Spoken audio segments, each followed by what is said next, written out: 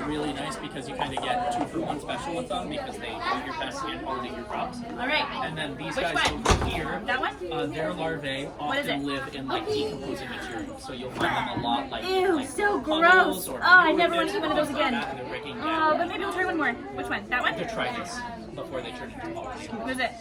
Another thing I'm Oh, so nasty. is their migration. So nasty. Ugh. Maybe I'll try one more. A lot of them move quite fast. So there's a very That one? documented migration from Morocco to the Ooh, yum, yum, yum, yum, yum, yum, yum. Oh, maybe these yellow and black things aren't that bad after all. This is pretty good. These giant Which one next? It's one just amazing that flies are able to do that, but they're also bringing pollen across continents and stuff like this. So they might actually Oh, be that was so good. connecting plant Which populations one that next? would otherwise not be pollinated, given That one? how much we practically take these lands. What is it?